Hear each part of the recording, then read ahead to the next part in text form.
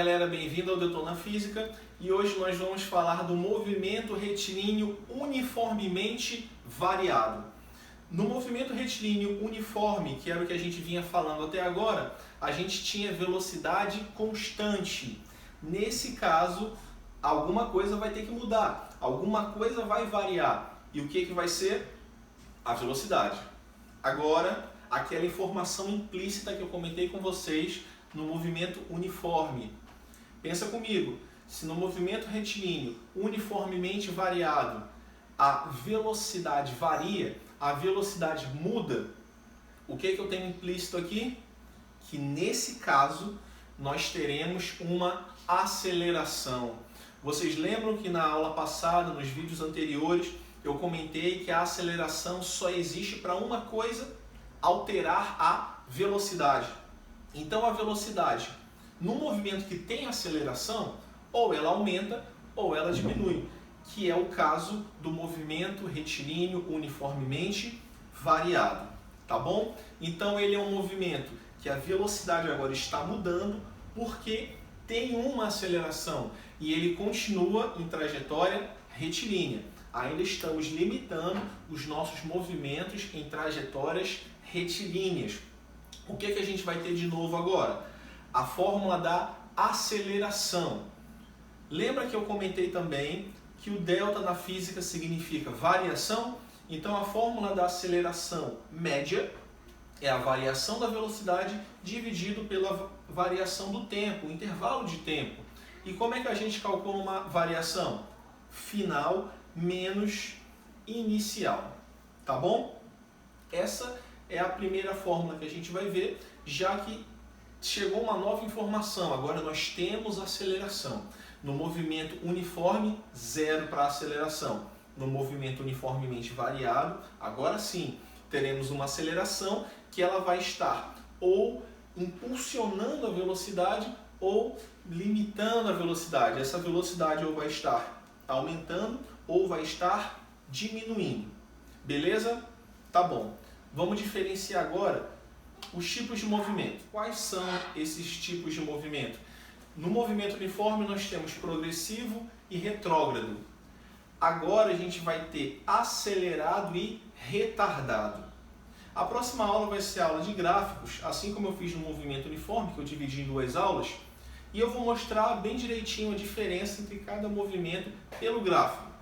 Inicialmente você vai pensar só o seguinte: no movimento acelerado nós teremos uma aceleração positiva, ela vai estar impulsionando a velocidade, ok? Acelerado, velocidade positiva. E no movimento retardado, agora a gente tem uma velocidade negativa. Imagina um carro freando, por exemplo. Seria uma velocidade negativa, uma desaceleração. Então isso daí é um movimento retardado. Esses são os outros dois tipos de movimento, quando agora a gente está falando de movimento uniformemente variado. E para finalizar, nós teremos também novas equações horárias. E essa parte aqui, muita gente se complica. Nós temos agora 3 novas fórmulas. A gente tem que aprender a diferenciar elas. Um dos problemas que a gente encontra quando os alunos vão resolver as questões de física é: meu Deus, são muitas fórmulas, qual é a fórmula que eu vou usar agora? O que fazer? Esse é um ponto que para algumas pessoas não é tão simples. Mas uma coisa importante aqui para vocês: se vocês repararem, nós temos duas fórmulas que são chamadas de equação horária e essa outra aqui é chamada de equação de Torricelli. Tem gente que gosta de falar Torricelli, não importa. O importante é você saber usar a fórmula, tanto faz como é que você chama ela. A questão é: por que Torricelli não é uma equação horária? Se você reparar, a equação de Torricelli ela não tem o tempo, por isso ela não é uma equação horária. Nós temos a equação horária para calcular a posição, o espaço, temos a equação horária para calcular a velocidade e também temos a equação de Torricelli, que você vai utilizar ela naquelas questões onde você não tem o valor do tempo. Você não tem como achar ou calcular o tempo. E nesse caso não faz diferença ter o tempo ou não. Você pode usar a equação de Torricelli e ela vai te ajudar muito. Eu quero reforçar mais uma vez que haverão questões para vocês resolverem, exercícios de fixação e depois alguns TDs um pouco mais complexos para te ajudar na assimilação de cada fórmula. Então, inicialmente, você vai identificar como Torricelli não tem o tempo. E quando eu não tiver o tempo, eu vou usar ele e as demais fórmulas eu preciso do tempo. Ou eu estarei calculando, achando o valor do tempo. Tá bom? Mas fica firme, faz os exercícios de fixação que são muito importantes.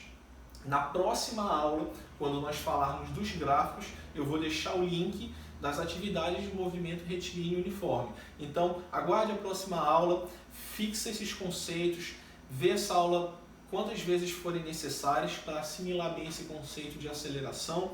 Tá bom, gente? Não esquece de dar o seu like, de se inscrever e dar aquela sugestão e comentário que eu leio todos. Muito obrigado. Vamos detonar a física.